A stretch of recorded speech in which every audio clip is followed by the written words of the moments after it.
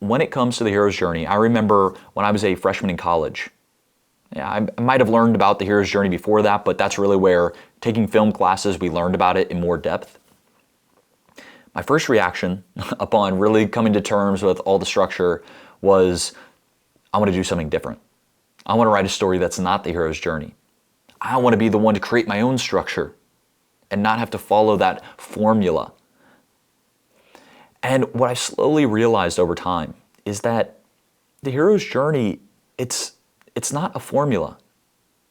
I think the reason people get confused, like myself, is that there are books like Save the Cat, or, How to Write a Screenplay That Sells, or, all these formulaic writing books that we confuse those with the hero's journey.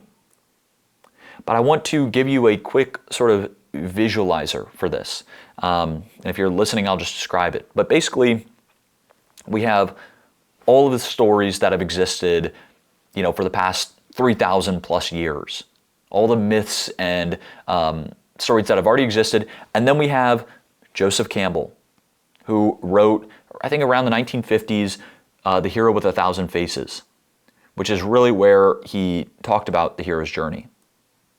What he was doing in that was not saying, okay, I know the greatest, easiest way to write a screenplay that'll sell. He was making the claim that, sort of in this Carl Jung sense, that the hero's journey is this archetype that just naturally comes out of us. That is just a human intuition to think and write stories and tell stories in terms of the hero's journey. And so I just want to phrase that basically Joseph Campbell overlaid the hero's journey on the way we naturally tell stories. So don't think of it like a formula. Think of it like, yeah, you're probably going to write the hero's journey anyway if you never learned about storytelling structure.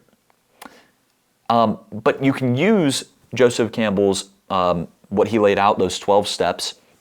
You can use those just to double check. If someone's reading your story and they're like, it's a little bit dull here, maybe you didn't actually have this climactic moment. Maybe the hero, you're like, oh, there's only like a couple characters. Maybe you need to add a mentor to inspire the hero to go on the journey. So I'm basically saying, use it as a tool, but don't feel like it's a rule book. And I think looking at it that way makes it a lot, it at least makes me less reactive to try to be different than the hero's journey.